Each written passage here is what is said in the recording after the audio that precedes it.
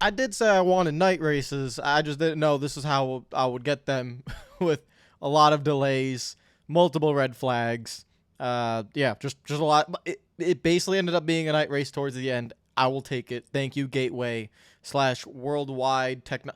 I'm not calling it Worldwide Techno. Whatever the hell it is. What WWT Raceway, WWE, shove it up your butt. I ain't calling it that. It's called Gateway. That's what it's called. All right. I don't even know what a worldwide technology is, but genuinely, like, they sponsor the racetrack, and you sponsoring the racetrack actively pisses me off, so I'm not even going to look up whatever that company is. I'm not looking it up. Because you sponsoring that racetrack and changing the name of the racetrack genuinely pisses me off. It does reverse marketing. So whoever's doing that, stop calling it Worldwide Technology Raceway. It's called Gateway, okay? I'm just tired of calling it Worldwide Technology Raceway. I'm ranting, okay? Because whoever's running the marketing team at Worldwide Technology Raceway is an idiot. Don't freaking name the track. It's just like whatever the Phoenix one was. IBM, ISM, III, ITT. I don't care. I don't care. It's Phoenix. It's Gateway. I ain't gonna call Daytona the Staples Daytona International Speedway, or the Staples Speedway, or the Office Depot Speedway. Okay, I'm gonna stop now. I need to talk about the race. I don't even know why I went on that rant, to be honest. I want to give a shout out to all the Patreon members, as always, for supporting the channel. Thank you guys, as always, for supporting and watching, as always. And hopefully you guys have enjoyed your Sunday. NBA Finals is going on right now, so hopefully you are watching that. And yeah, let's get into it. Gateway 11 cautions. I have the little the leaderboard here right in front of me. I don't think these are official. I have the unofficial results, so I don't know if these are the official. Definitely not the official results. But 11 cautions on the day. Only 10 lead changes. Yeah, so that was kind of the story of the day, though.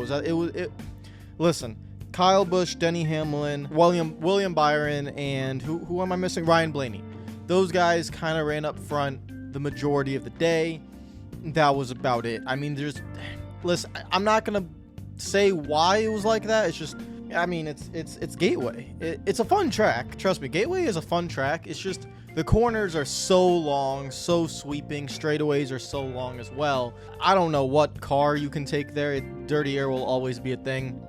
And it's always going to be a tough track to pass. No progressive banking. Very tight exits on the corners. Not even a lot of banking in general. As I do like it's on the schedule, and I think the city of St. Louis does a good job showing up and supporting it. The racetrack itself doesn't provide the greatest racing. It provides a very unique type of racing.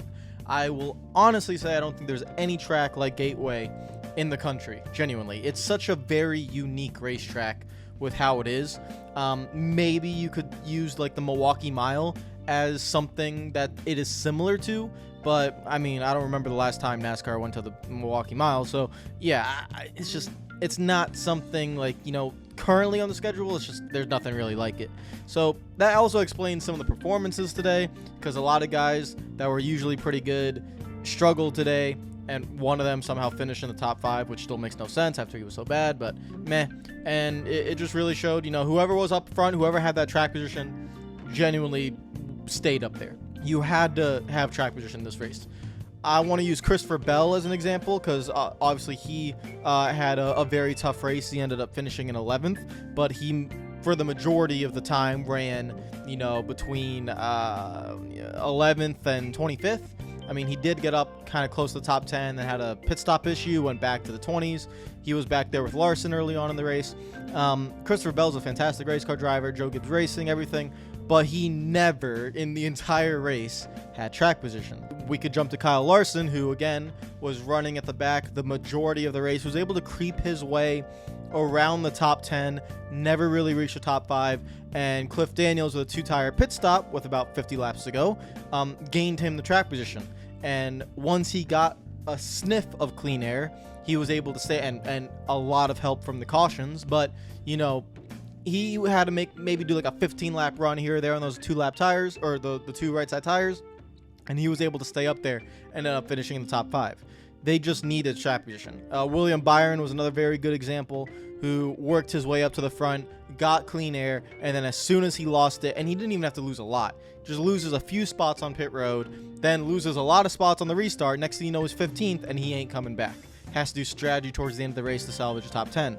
And Ryan Blaney is another one who, I mean, Ryan Blaney, Denny Hamlin were restarting on the second row at the end of the race over and over and over and over again. But because Kyle Larson was there with the 2 tires, they couldn't get to Kyle Busch, who was on the 4 tires. And they just couldn't.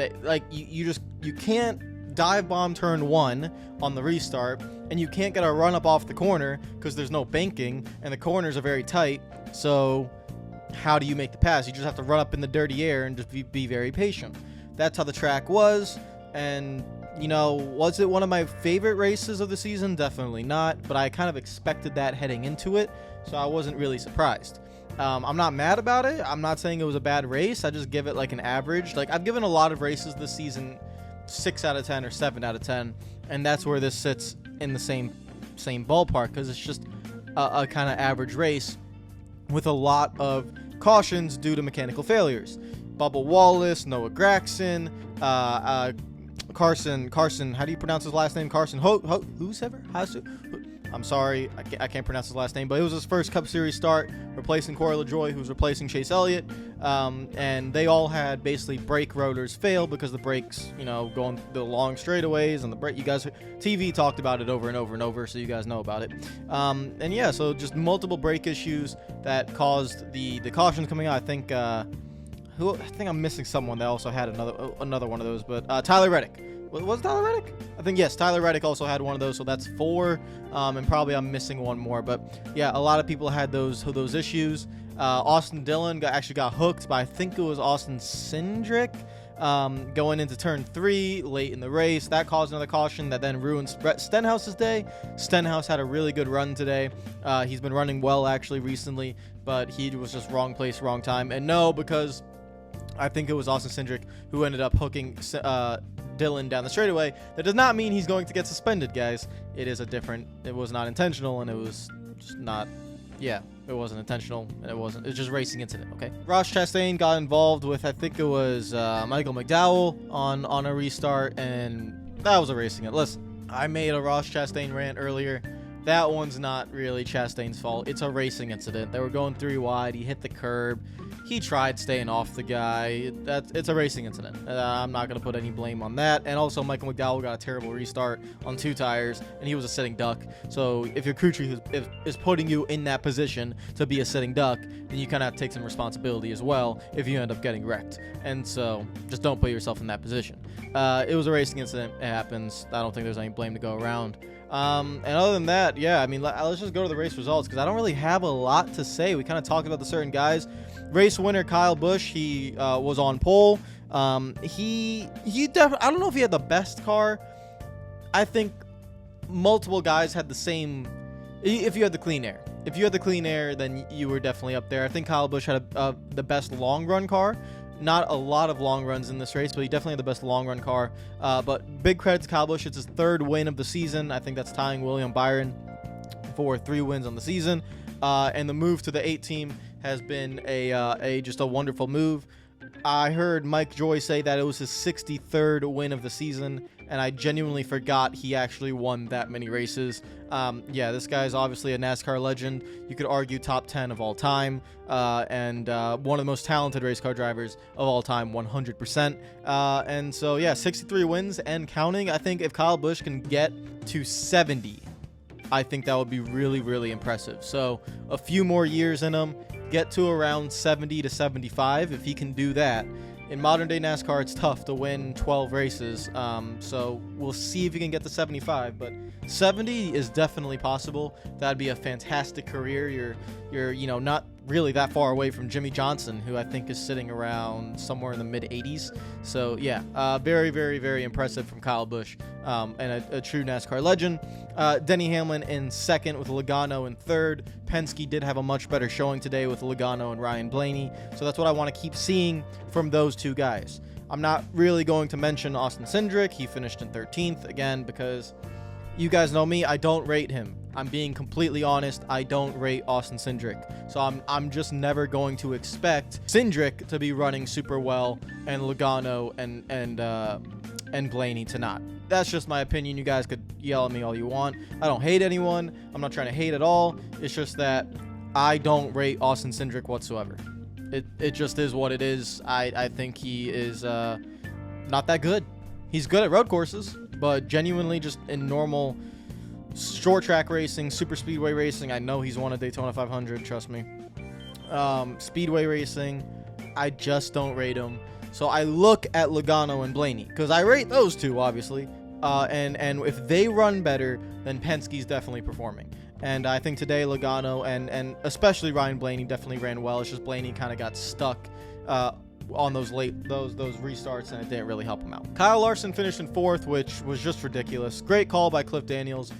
Hendrick was off kind of all day except for William Byron, which is, William Byron's been very, very good this season, so it's not very a surprise that he was fast. But the other Hendrick cars, we'll talk about Corey LaJoie in a second. Alex Bowman was absolutely non-existent, but Larson was kind of all right. And well, no, not all right. He was awful the first half of the race. Second half of the race, getting better, trying to get track position. Call gets him a good result. Martrix Jr. in 5th with a good top 5. I already talked about Ryan Blaney. Daniel Suarez comes home in 7th, trying to get it going, headed to Sonoma where he won last season, so let's see if he could repeat there. William Byron had to pull off some strategy towards the end of the race to get that 8th place because he fell back to 15th after leading early on. Oh, no, not early on. After leading with, what was it? Basically, the final pit stop. Comes in 1st, goes out 4th, loses 10 spots on the restart. Basically, that's what happened. Michael McDowell with a really solid finish in 9th, and Kevin Harvick, who was in the wars today, racing really hard with a lot of guys in 10th. Then you have Christopher Bell, Chris Buescher, Austin Cindric, AJ Allmendinger, Todd Gilliland, Justin Haley, Priest Jones, Almirola, Ty Gibbs rounding out the top 20. Corey LaJoie in the 9 finishes in 21st. Never had the track position, so again, if I talk about Larson struggling all day and is only able to get up to 10th, I talk about Christopher Bell struggling all day, can't crack the top 10.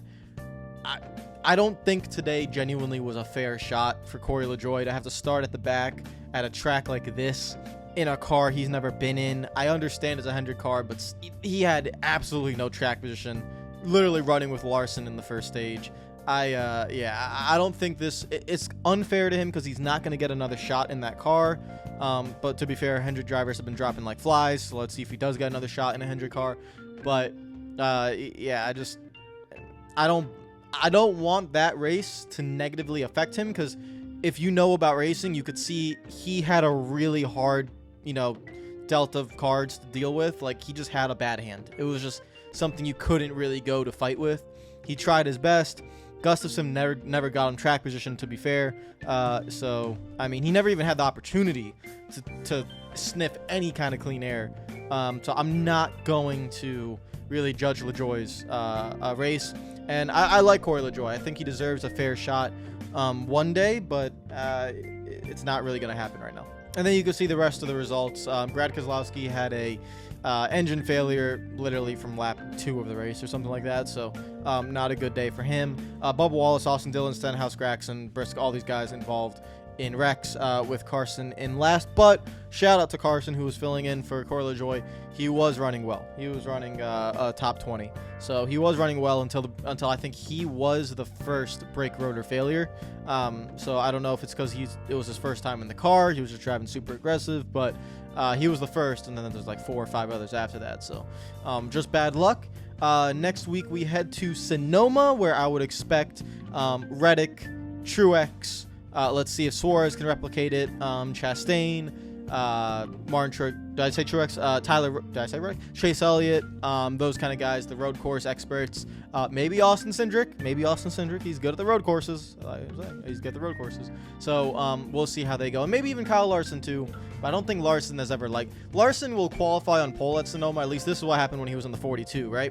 For Chip Ganassi, he'd qualify on pole and you'd be like, wow, he's incredible. And then with his driving style, he'd burn the rear tires off after 5 laps and then fall to 20th. You'd never hear of him again. So I wouldn't be surprised if he qualifies on pole at Sonoma, runs really well for the first stage, burn the tires off, and then runs 15th.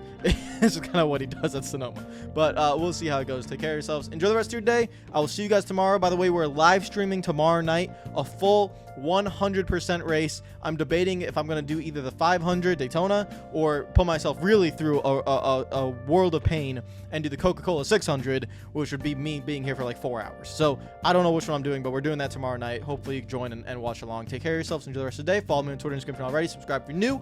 And enjoy the rest of your night. Take care of yourself. Peace out.